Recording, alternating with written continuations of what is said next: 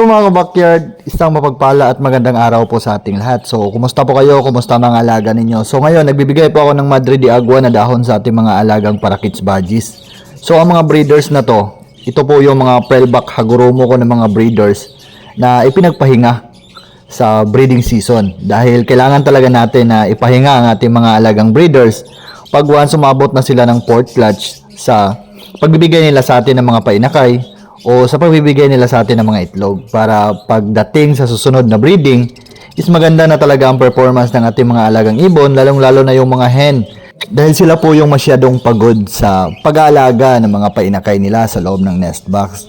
Lalong-lalo na yung mga breeders natin na umaabot ng mga 8 painakay, 9 na painakay, so napakabugbog po talaga ng mga hen sa pag-aalaga ng mga painakay nila. Mayroon akong mga breeders dito na umaabot ng 8 hanggang 9 na painakay. So, ang clutches na ibinibigay ko sa kanila is nagbibigay lang po ako ng third clutch sa mga breeders ko na ganito ang mabubuhay nila na painakay sa akin.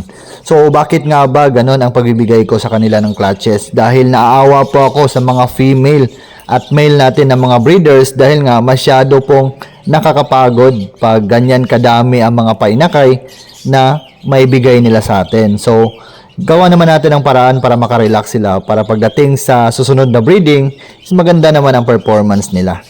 By the way mga backyard, gusto ko lang i-shout out ang isang subscriber natin na si Ruel Luanzon. So, ito po ang katanungan niya sa atin. Nagpapalitan ba ang mga hen at cock sa paglilimlim? At kapag gabi, dalawa ba sila sa loob ng nest box? So, napakagandang katanungan ka backyard patungkol sa paglilimlim ng ating mga alagang breeders. Kung ano ba ang ginagawa nila, nagpapalitan ba sila o sila bang dalawa ang nasa loob? So, ang masagot ko sa iyo ka backyard patungkol sa katanungan mo, based lang po sa experience ko sa pag-alaga ko ng mga ibon dito sa aking ibonan.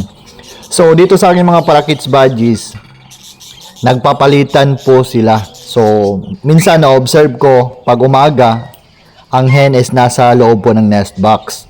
So, siya po ang naglilimlim. At saka, ang cock naman, habang namimigay ako ng pagkain sa umaga, siya po yung kumakain. And then pagkatapos niyang kumain, na parang busog na siya, so pumapasok siya sa nest box, tapos sinusubuan niya ang hen habang naglilimlim pa. At pagdating naman sa gabi ka backyard, sila pong dalawa ang nasa loob ng nest box. Ito po ang na-observe ko sa aking breeder na kayang bumuhay ng 9 na painakay sa loob ng nest box nila. So kapag isa lang ang hen na naglilimlim sa 9 na itlog, so hindi po niya makaya na ma-hatch ang lahat ng itlog. So habang tinitingnan ko ang aking breeder na maraming painakay ang naibigay sa akin, so ganito po ang diskarte nila. Paggabi, dalawa po sila. So, ang cock is naglilimlim din ng itlog and then ang hen is naglilimlim po siya. So, dalawa sila sa loob ng nest box. So, ganito po ang ginagawa ng mga breeder ko dito. So, depende pa rin yan ka-backyard sa breeder mo. Mayroon kasing mga breeder na kaya lang bumuhay ng 4 hanggang 6 na mga painakay.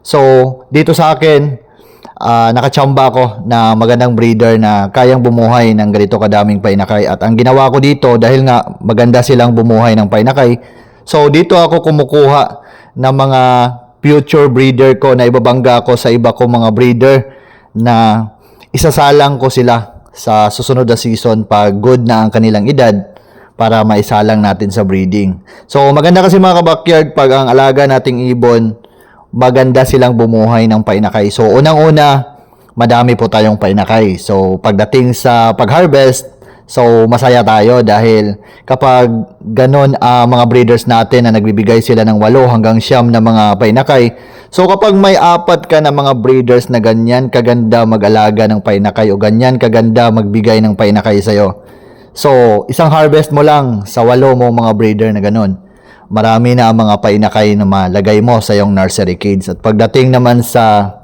pag-out mo is medyo malaki-laki po ang kikitain mo kapag ganito kaganda ang breeder mo. At pag umabot naman kayo sa mga breeders na hindi magandang bumuhay ng painakay, so ang advice ko sa inyo mga ka-backyard, palitan nyo na yan dahil masyado nang mahal ang patuka ngayon.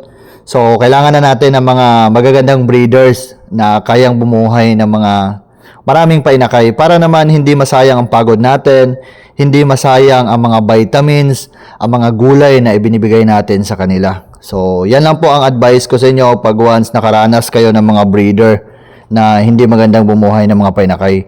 Hindi kasi lahat ng mga breeder, mga ka-backyard, maganda silang bumuhay ng mga painakay. Isa ako sa naka-experience dito sa aking ibunan ng ganyang mga senaryo sa pag-aalaga ko ng mga parakeets. Mayroon kasing iba na kahit anong gawin mo, bigyan mo sila ng maraming vitamins, bigyan mo sila ng mga gulay, ang kaya nilang buhayin is hanggang 3 at 4 lang. So, naka-experience ako ng ganyan. So, ang ginawa ko, bihinta ko sila. Tapos, nag-select ako sa mga good breeders ko na mga magaganda magbigay ng mga painakay. At ngayon is wala na po akong breeders na nagbibigay sa akin ng mga 4 na painakay, 3 painakay. So, ang iba po dito is nagbibigay na po ng mga 6 pieces na mga painakay, 8 pieces na mga painakay, hanggang 9 pieces. So, yan po ang kagandahan pag maganda ang ating mga breeder magbigay ng mga painakay sa atin. So, marami-rami po ang ma-harvest natin pag ready to harvest na ang mga baby parakeets natin. So, I hope na sagot ko ang katanungan mo sa akin, ka-backyard, Ruel Luna Zone. So, yan lang po ang sagot ko patungkol sa paano naglilimlim ang mga parakeets budgies dito sa aking ibunan. So, ang hen po ang naglilimlim sa umaga and then sinusubuan siya ng cock pag tapos ng kumain. So, pagdating naman sa gabi, so dalawa po sila sa loob ng nest box. So, nagtutulungan po sila na limliman ang itlog nila sa loob ng nest boxes ng ating mga alagang ibon. So, maraming salamat nga pala mga ka-backyard sa patuloy na sumuporta sa ating munting channel. So, umabot na po tayo ng 2K subscribers. So, sa mga hindi pa nakasubscribe dyan, please subscribe para mas lumago pa yung channel natin at para makagawa pa ako ng mga maraming videos patungkol sa ating mga alaga. At sa may mga katanungan dyan, huwag kayong mahiyang magtanong. Tanungin nyo lang ako, mag-comment lang kayo sa video na to o sa mga ibang video ko na nakikita ninyo. Dahil pag may time ako, sasagutin ko para mayroon kayong guide sa pag-aalaga ng mga ibon. So, maraming salamat po sa panonood mga ka-backyard. God bless po sa ating lahat. Mag-ingat po tayo palagi.